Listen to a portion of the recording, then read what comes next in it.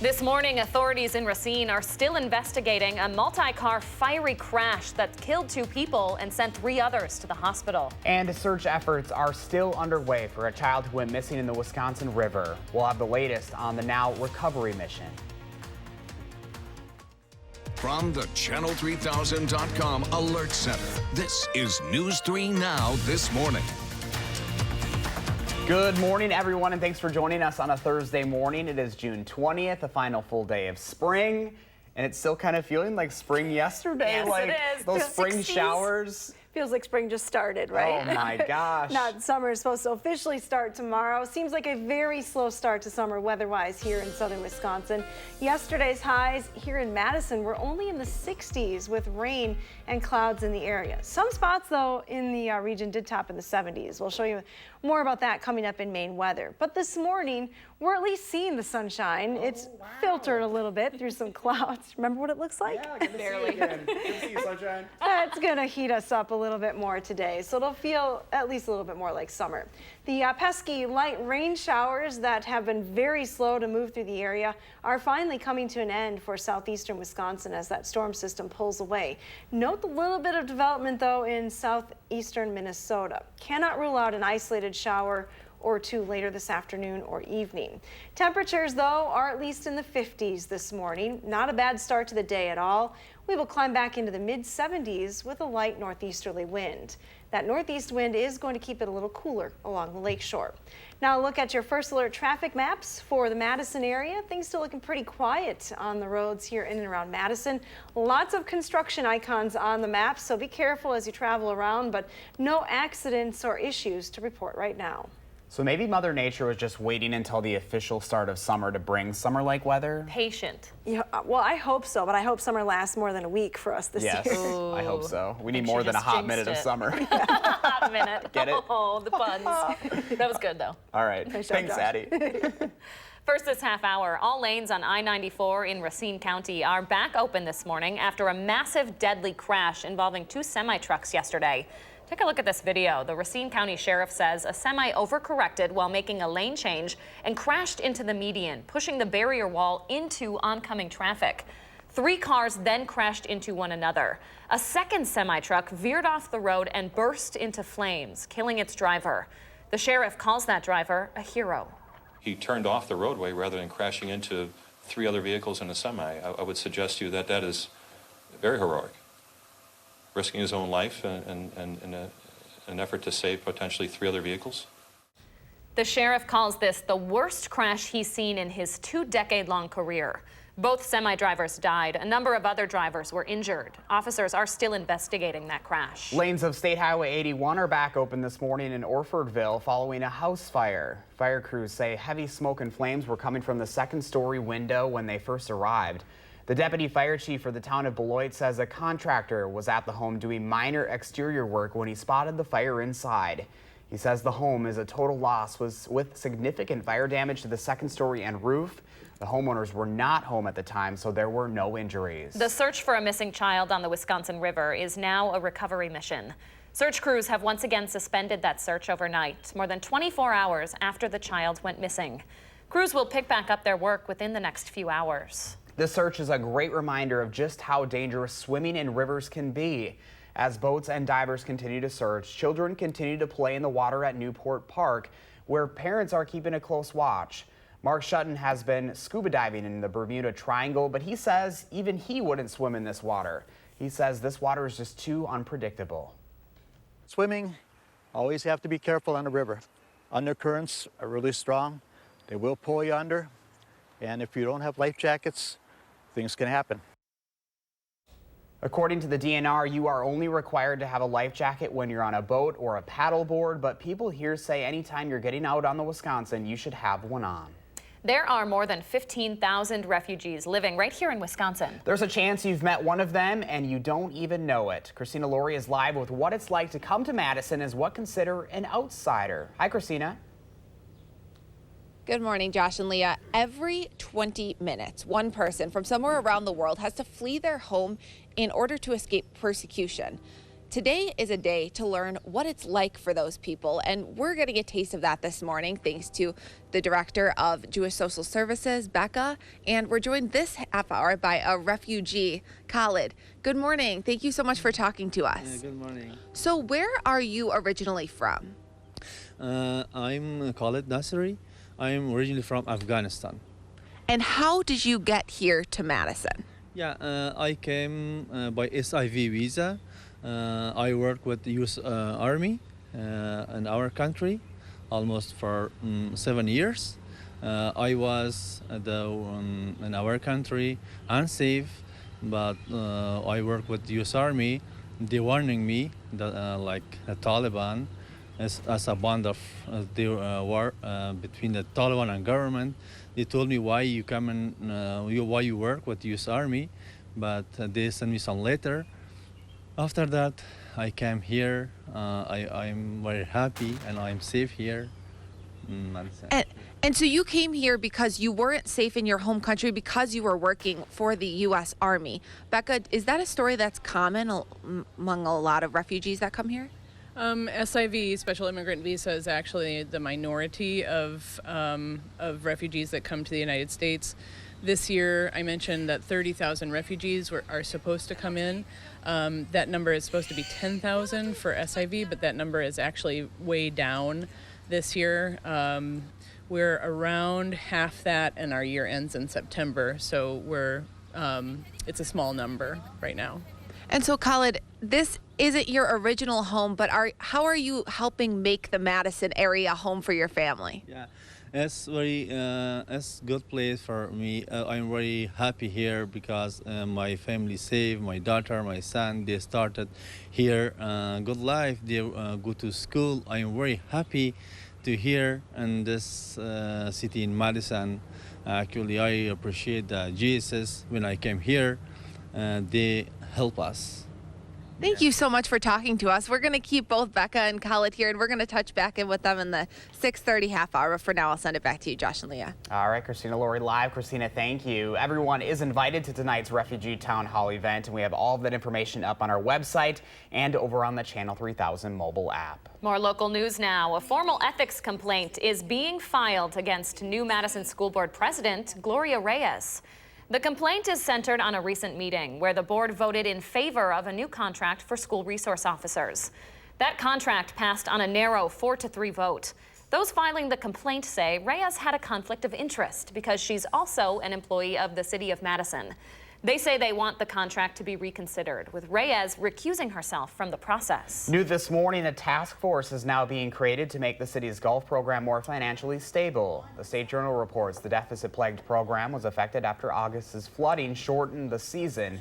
4 city-owned courses ended 2018 with a record-breaking $863,000 deficit. Revenues dropped to around $2.4 million, while costs rose to about $3.1 million. City of Middleton officials are inviting community members to tour the Pheasant Branch Conservancy tonight. They'll be offering a look at which areas suffered the most extensive damage from last summer's floods. The hope is to find out the state of that damage and where the city is planning on restoring the area. The city asks you to meet at the amphitheater at 6. You'll walk the creek corridor from there. The new president for the UW System Board of Regents, Drew Peterson, says he will continue to push for more state funding. This after the announcement of the Republican-crafted plan to spend $69 million less on the UW system than Governor Evers proposed. The Budget Committee voted to continue a tuition freeze at UW system, but rejected the state money Evers proposed to fund the freeze. Peterson says he doesn't want to dilute the quality of the campuses. Board of Regents had previously supported a tuition freeze with the recognition that there'd be reinvestment for things like faculty salaries, like public safety. Peterson says the Board of Regents does support the $1.1 billion proposed for the UW system building projects, including over $100 million going towards renovations. A plan for the Mount Pleasant Foxconn buildings is starting to come together. The project calls for a 48-foot building, a power plant, hundreds of trees, and even a Japanese-themed garden. The village voted on the construction yesterday, allowing Foxconn to exceed village height ordinances for that building that will have smokestacks 60 feet high. They also voted to approve the power station to provide electricity to that whole campus. Foxconn says they expect to be putting out products by the end of the year next year, with construction starting next month. All right, just about 6:10 on a Thursday morning. New research claims your Facebook post can say a lot more about what you think than what you're typing, like if you have a skin condition or are pregnant. Dr. Mara is here to discuss just what all can be determined from social media posts and how. We are looking at some showers moving through our area, but that might put a damper on the first day of summer tomorrow. Hattie's in next with an outlook at your first week of summer when News 3 Now This Morning continues.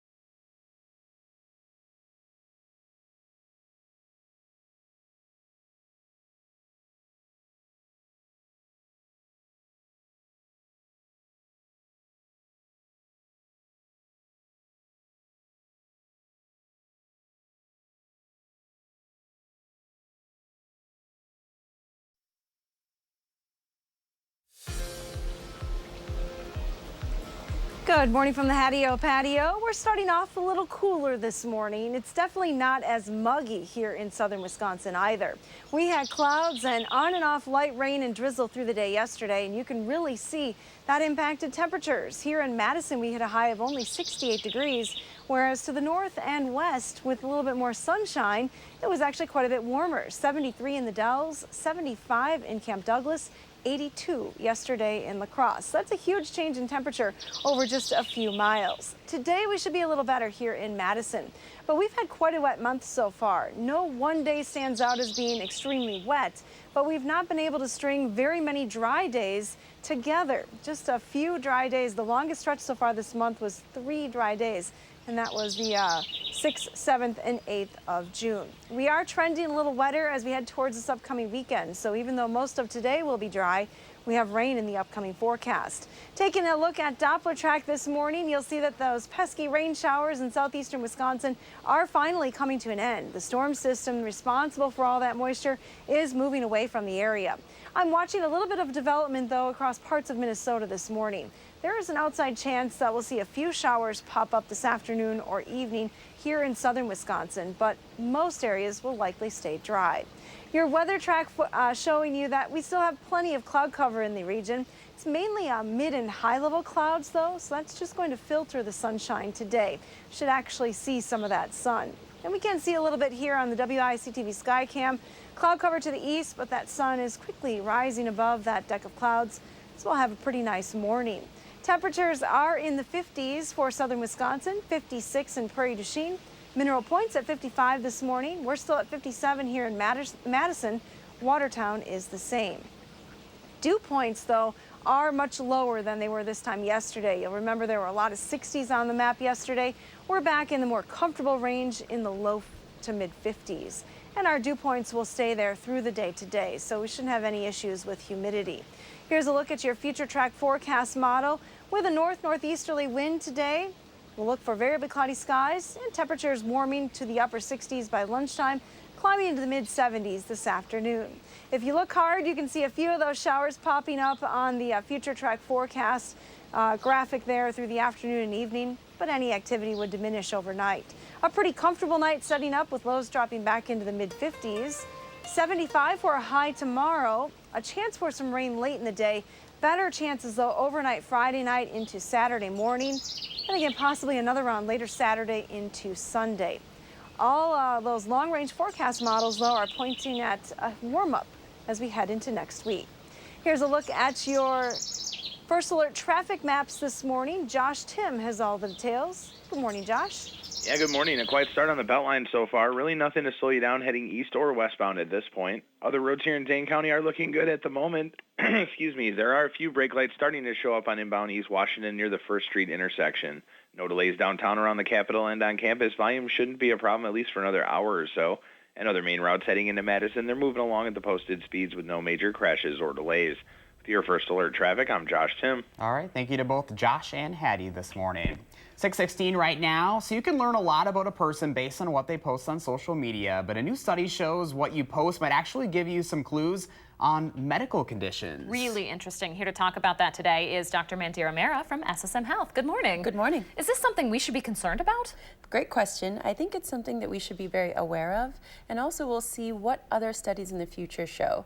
So there's two interesting studies that came out this week. One showed that researchers looked at over almost about 1,000 profiles and over about 1 million posts, and they really analyzed those posts and then compared them to their electronic medical records, of course with the patient's consent. And they noticed that they had this predictive value based off the Facebook profile for certain medical conditions, about 21 medical conditions. So this is fascinating because a lot of us like to think either that we're private or, like we were talking about during the break, that we portray such a happy life, or maybe like you said, Josh, some of us are opening up more on social media. But interesting that 21 medical conditions could really be predicted based off our posts and our profiles. So things like depression, anxiety, hypertension, alcohol abuse. So I'll give you an example. You know, the profiles were scanned, for example, words like bottle, drink, alcohol, and if these words were flagged, then a predictive diagnosis was made of alcohol abuse. And then that was then compared to electronic medical record.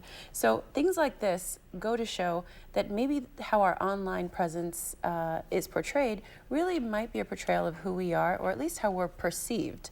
Now this is in conjunction with a really fascinating study that came out talking about how online and internet usage affects our brain. So really the biomechanics, how we perceive the world. You know, there's been a lot of talk about limiting children's screen time and children's online presence. So between the ages of 2 and 5, there's really a push to say maybe 1 hour of screen time is enough. And part of the push comes from the fact that kids are no longer getting that balanced life that we're so used to hearing about playing, social interaction, really having that family time, because they're so sort of married to the screens nowadays. Right. So that, in conjunction with a study like that, really points out that the online world does affect us. Even if we think we're sort of impervious to it or immune to it, it does affect us on a mental level, how we process things, as well as maybe making some diagnoses.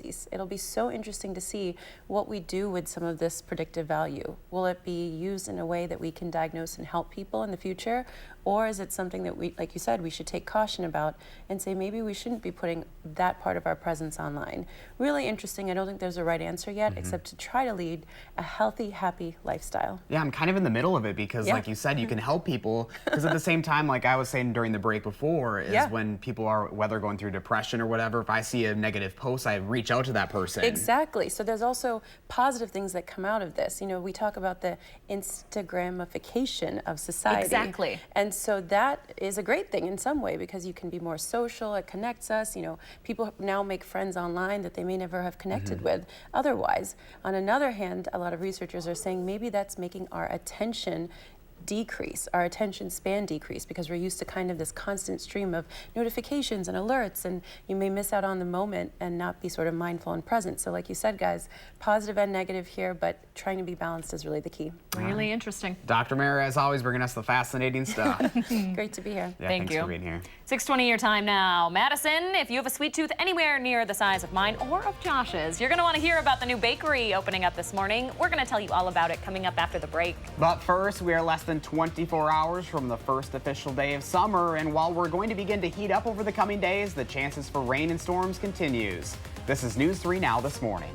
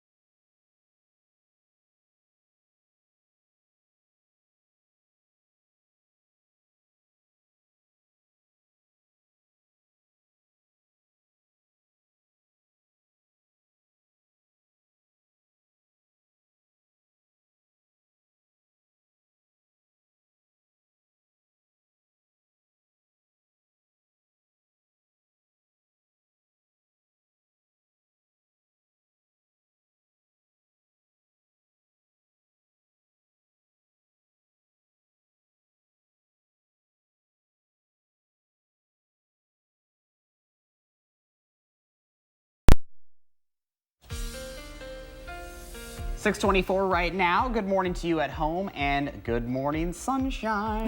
Yes, finally some sun in the forecast today. Looks like the polar bears have gone inside. done with laps. Right about breakfast time. Swim laps for like an hour and a half. They've been going since like 4 a.m. So Got his workout in. They deserve a break. Yeah. It is going to be a better day today if you're headed out to the zoo or anything outside. Today will be a little bit nicer. Let's take a live look from the Queen Bee Radio Skycam in Platteville. Platteville winds this morning. Just some high-level clouds there, so you're not seeing the nice blue sky, but still plenty of sunshine reaching the ground this morning. In Platteville, it's 57 degrees, the same in Mineral Point. Here in Madison, Watertown, and Juneau, 57, a pretty popular number this morning. Temperatures are going to climb a little bit higher than they did yesterday. We still have that northerly wind across the area, although it's not going to be terribly strong.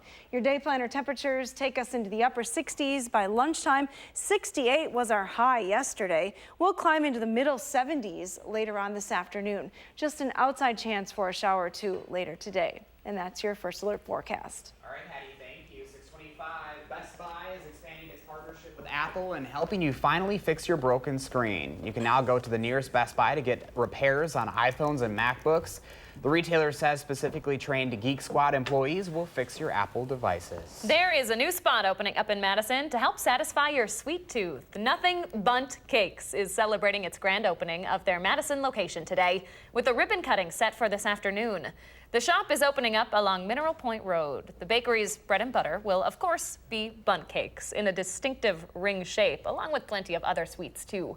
They're hosting a handful of family-friendly events throughout the weekend, culminating in the chance to win free buntlets for a year. That's on Saturday. Buntlets, that's quite the name. I don't know if I need free buntlets for a year. I'm not gonna lie. I'll take it though. It looks good, but we might be about 300 pounds by the end of that. Josh always keeps me in line here in the newsroom, so I don't know how you'd keep me away from. You're always sneaking away to get that chocolate. I am. I can't help it. Sweet tooth. Sweet tooth. I'll be at that buntlet cake opening. Oh, yeah, that looks good. All right, 626 right now. Still ahead for us. We're taking a look at a scam that targets the elderly and disabled who are making travel plans. And we'll have the latest on updates on a set of abortion bills at the Capitol that are expected to hit the governor's desk today.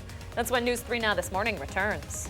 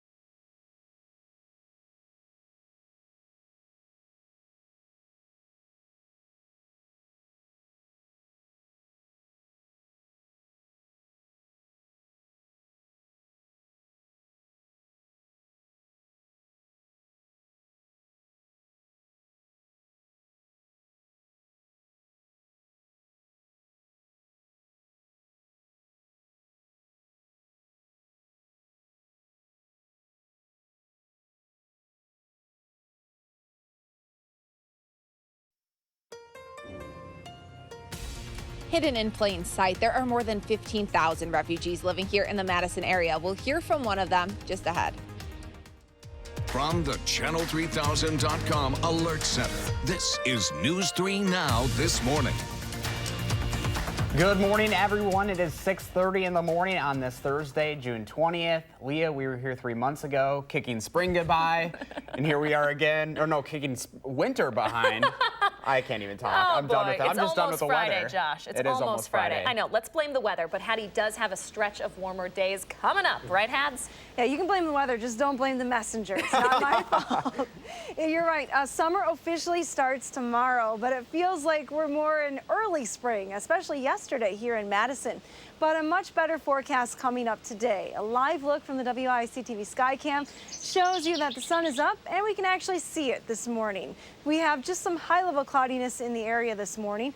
Filtered sunshine today. The rain has finally shifted off to the south and east, but those showers continue for the far southeast corner of the state. Now, can't rule out an isolated shower or two this afternoon or evening for our area, but most spots will stay dry today. A look at your forecast as you head out the door this morning. It's definitely going to be warmer, feeling a little bit more like summer with highs climbing into the mid-70s. Just a light northeast wind is expected today. Humidity levels will be lower than they were yesterday as well. Now let's get a look at those traffic maps this morning. We have no major issues to report. Looks like there are a few brake lights showing up around Stoughton Road in the Beltline. There's that construction zone there, so be aware of that. Otherwise, in and around Dane County, travel's still looking good at this hour. I would expect volume to increase, though, as we go through the next hour. So I think we say this every day, but I'm hoping tomorrow's the day that you're not going to have to wear the jacket, Hattie. Oh, I hope so. At least next week. Overnight lows will be in the 60s, so that should feel better. Oh my gosh, that'll take be that. fantastic. Yeah. All right, Hads, thank you. You're welcome. We start this half hour with 3 of the top things you need to know today. Breaking overnight, Iran says it has shot down a U.S. drone that was flying over that country's airspace. The U.S. is disputing that report, maintaining the drone was flying over international airspace. It's just the latest case of heightened tensions between the two countries.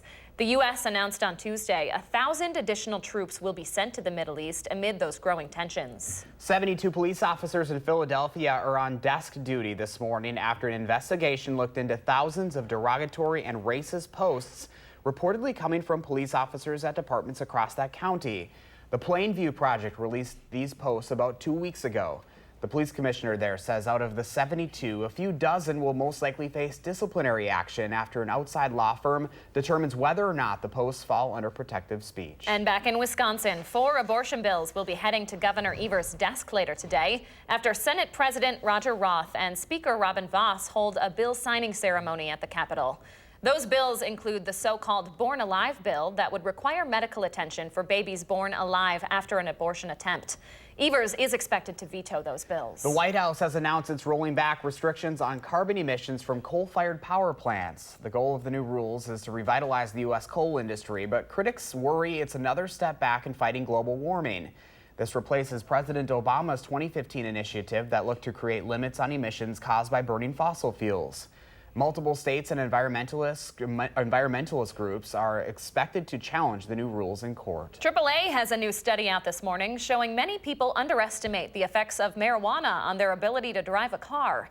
Around 14 million drivers report getting behind the wheel within an hour of using the drug in just the past month. AAA says the effects of marijuana can be felt within 4 hours of using it, and people who are high on it are twice as likely to be involved in a crash. The survey also shows 70% of respondents think a driver is unlikely to get caught by police after using marijuana. A new study out this morning says more moms-to-be are smoking pot during their pregnancies. It found that 7% of future moms admitted to using marijuana while expecting in 2017. That's more than double compared to 15 years earlier. Pot usage is the highest in the first trimester when a fetus is the most vulnerable. Most of those women used marijuana without a doctor's recommendation. There's no clear-cut answer as to how marijuana affects a fetus, but the CDC says it could lead to developmental problems and low birth weight. 6:34 this morning. Every 20 minutes, men, women, and children from around the world are forced to flee their homes in search of a better and safer life. It's a lifestyle that might be hard for the rest of us to imagine. Our Christina Laurie joins us live on this World Refugee Day with more. Hi, Christina. Hi, Leah and Josh. There are more than 15,000 refugees living here in the state of Wisconsin. You might know one of them, and you may not even remember that you do. People like Khalid, who's a refugee from Afghanistan, and we're also rejoined by Becca, the Resettlement Director for Jewish Social Services. Thank you so much for being out here with us. Thank you. So where do the majority of refugees come from here in the state of Wisconsin? So in Madison, JSS has been resettling mainly people from Congo and Afghanistan. We do have some people from Burundi, also Syrians. And why do those people come here to Madison? In some cases, like in Khalid's case, he had a friend who lived here who was willing to support him to some extent when he moved here, so that's called a U.S. tie. In some cases, they're free cases. They don't really know anyone in the United States, and it's just sort of a by chance that they are assigned to Wisconsin.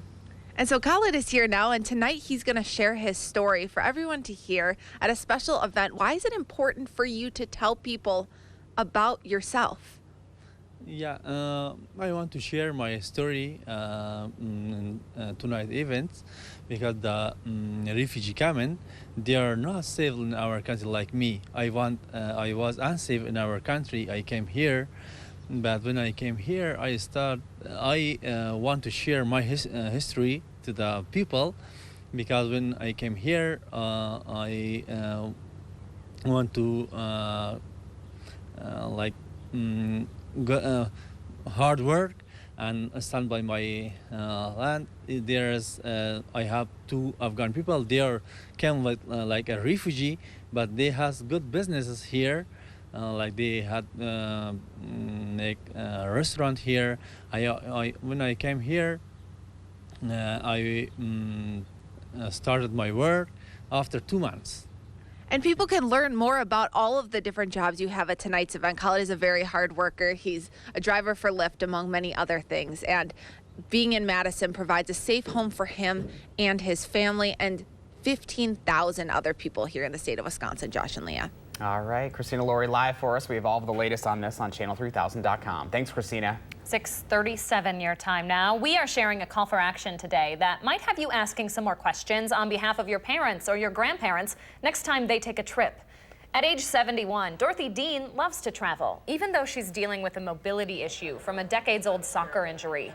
She tried to work around it, though, when she set her sights on a trip to Peru, working through a disability travel agency that caters to the elderly and people in wheelchairs. The company promised accommodations, but Dorothy says she had a number of experiences that left her feeling unsafe. At one point, she says she and other travelers were stuck in a van for 4 hours in stopped traffic with no wheelchair lift to get them in or out. I had to come to terms with the fact that this was not a normal trip, even for people that are in their 20s with total good health. This had us wondering what kind of questions we should be asking, especially when it comes to any of our older loved ones who still want to go on an adventure. We're breaking down Dorothy's story and some advice from AARP. That's coming up tonight on News 3 Now at 10. All right, 6:38 right now. With the heat and humidity on the way next week, a lemonade stand might be in your kid's future. Oh yeah, but in most states, including here in Wisconsin, they're actually illegal without a permit. We'll tell you what one company is doing to help keep kids' lemonade stands open. That's when News 3 Now this morning returns.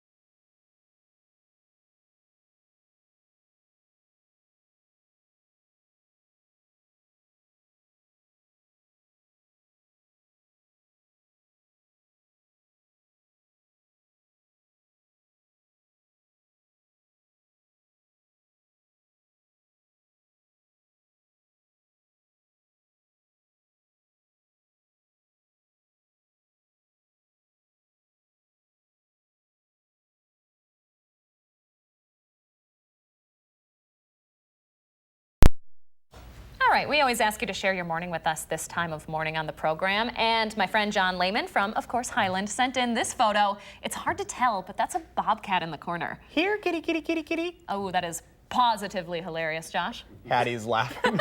She's losing it. We have some great puns on this morning show. I don't think we're asking the bobcat to get any closer, though. Dr. Lehman, thanks so much for taking this photo from far away. If you've got a photo of a bobcat or another kitty cat, you can send them to us, or of course any other photo. Just go to our social media. Kitty cat, oh boy. 6:42 right now. Lemonade stands are a staple of summertime, but depending on where you live, it may not even be legal. In Wisconsin, it's actually not without a permit. In fact, only 14 states currently allow lemonade stands without a permit. Those stands can be fined and shut down. The brand Country Time wants to do something about it. The company is actually helping cover any fees that they may get for not having a permit. Their website, countrytimelegalAid.com, now shows lemonade entrepreneurs exactly where they're allowed to legally sell. And they're also encouraging kids and parents to reach out to their state representatives and even offering downloadable yard signs to rally for the cause. So interesting. All right, YouTube is looking to change the way it handles content for kids. The platform might get rid of the autoplay feature for younger viewers. Critics have said the videos that YouTube recommends aren't always appropriate for their younger viewers. The Wall Street Journal says YouTube is also considering moving kids' videos entirely off the main site and putting them on an app just for the youth called YouTube Kids. Very interesting. Technology changing all the time. It does. All right, 6:43 right now. You'll need to have both the sunglasses and the umbrella handy over the coming days. Hattie's here with your excited forecast, which includes some heat and humidity. That's coming up on News 3 Now this morning. But first, it's Thursday, June 20th. We want to say happy birthday to Goldie, Landon, and all the kiddos turning 3 today. What a cutie. Thanks so much for celebrating with us here on News 3 Now this morning.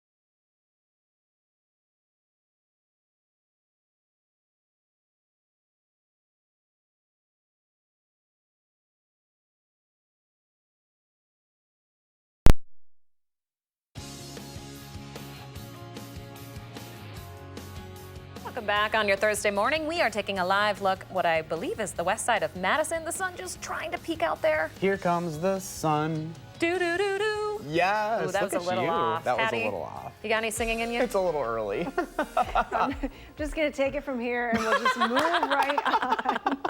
We do have sunshine. We're a little giddy because the forecast is nicer today than it was yesterday. Summer solstice, of course, tomorrow. So the official start to summer, it begins at 10:54 in the morning. So if you're planning your party, that is the official start of summer, the longest day of the year. So this next graphic may be good news or bad news, depending on how you look at things. Unfortunately, the days start getting shorter this weekend. We start to lose just a minute or two early on, but a month from now, we're already down almost 30 minutes of daylight.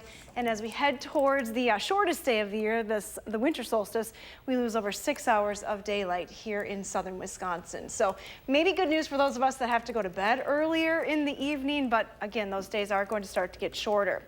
We have some clouds lingering in the area, as well as some light rain through southeastern Wisconsin. Dry conditions for south central and southwestern Wisconsin right now, although there is an outside chance for a shower or two to pop up a little bit later on this afternoon or evening.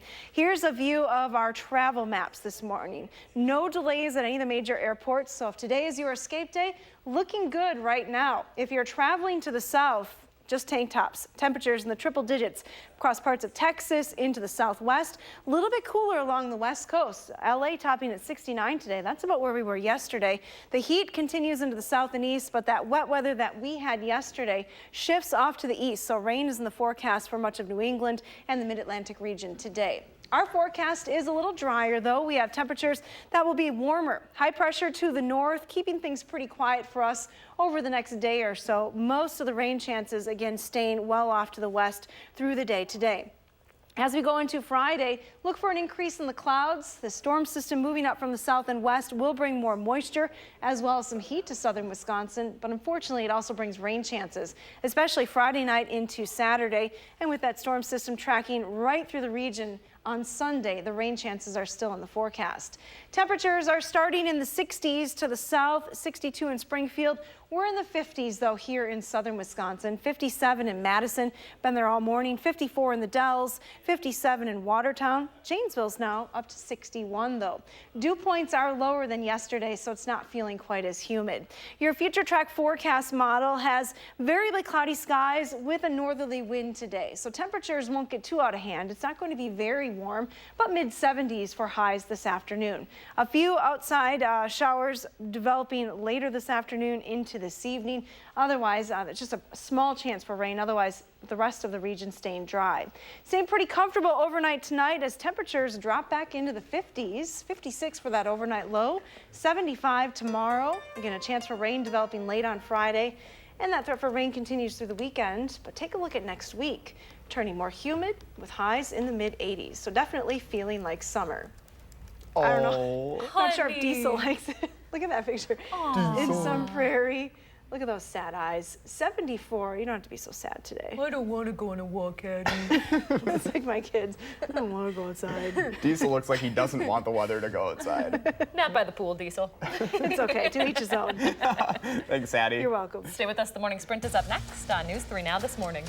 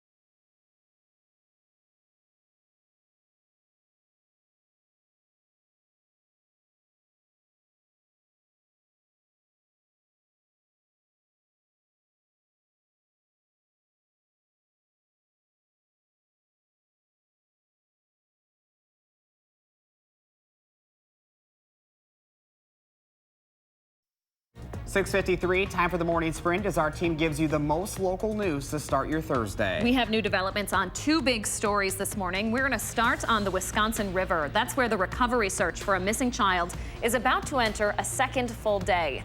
Crews again had to suspend their search overnight because of strong currents, cold water, and low visibility. Crews will pick back up that search again this morning. It's now been 36 hours since the child first went missing while swimming with family Tuesday night. All lanes are back open on I-94 in Racine County this morning after a deadly crash yesterday involving two semi-trucks. A semi traveling southbound overcorrected while making a lane change and crashed into the median, pushing the barrier into oncoming traffic, causing other vehicles to wreck. Another truck ran off the road to avoid adding to that damage. Both semi-drivers died in that crash and a number of other drivers were injured. We're starting with just a little bit of cloud cover this morning across south central Wisconsin. At least the rain has shifted off to the south and east this morning. Mainly a dry forecast, just an outside chance for a shower this afternoon, but warmer today with variably cloudy skies. Highs will reach the mid-70s this afternoon. Thank you very much, Hattie. Just into the Channel 3000 Alert Center. The U.S. military says the decision by Iran to shoot down a U.S. drone overnight is a, quote, unprovoked attack in international airspace. Iran says that drone was flying over its country's airspace. This is just the latest case of heightened tensions between the two countries. The U.S. announced earlier this week 1,000 additional troops will be sent to the Middle East. 4 abortion bills will be heading to Governor Evers' desk later today after Senate President Roger Roth and Assembly Speaker Robin Vos hold a bill signing ceremony at the Capitol. Those bills include the so-called Born Alive bill that would require medical attention for babies born alive after an abortion attempt. Evers is expected to veto those bills. Have you ever wondered what it would be like to be resettled in Madison? A local group is working to tackle that topic today in honor of World Refugee Day. Now, there are more than 75,000 refugees living in Wisconsin. Odds are you've probably met some of them and don't even know it. The premise behind today's town hall style conversation is to put a spotlight on these families who fled their home countries in search of a better and safer life. Everyone is invited to the free event tonight from 6 until 8 o'clock at the Hillel building on the UW campus. Thank you very much, Christina. A former Badger is returning to Wisconsin to play basketball. Late last night, the Milwaukee Bucks swung a trade with the Pistons, sending their first-round pick and forward Tony Snell to Detroit in exchange for former Badger John Luer. Luer played at Wisconsin from 2007 to 2011 and averaged 18 points during his senior season. The trade leaves the Bucks without a pick in tonight's NBA draft. A task force is now being created to make the city's golf program more financially stable. The State Journal reports the deficit-plagued program was affected after August flooding shortened the season. 4 city-owned courses ended 2018 with a record-breaking $863,000 deficit. Revenues dropped to around $2.4 million. Costs rose to about $3.1 million. Construction will be a factor yet again for anyone coming to the American Family Championship this weekend. The event is slated to bring in tens of thousands of people, but construction along County Roads M and PD could cause delays, even though that work will be put on pause tomorrow. If it's not part of your normal commute, you are still encouraged to find a different route to help ease the traffic. 6:57, let's turn it over to Josh Tim with a final look at your first alert traffic. Hi, Josh. Hey guys, starting to pick up on the westbound Beltline between Stoughton Road and West Broadway, but that's really nothing unusual for this time of the day. John Nolan getting busier inbound at Rimrock and Olin Avenue as you make your way toward downtown. That's going to add a couple minutes to your drive. And other main routes heading into Madison, they are moving at the usual speeds with no major crashes or delays. Your first alert traffic, I'm Josh Tim. Josh, thank you. And a live look from the WISC-TV Skycam. Sunshine in the area this morning. There's a little sundog on the camera shot. You see that to the right of the sun. We have a beautiful forecast coming up today, especially when compared to yesterday. Temperatures will climb into the upper 60s by lunchtime, then into the mid-70s this afternoon. Again, just an outside chance for a shower. We are loving that sunshine. Thank you very much, Hattie. And thanks for joining us this morning, folks. Have a great rest of your Thursday. We'll see you back here tomorrow morning.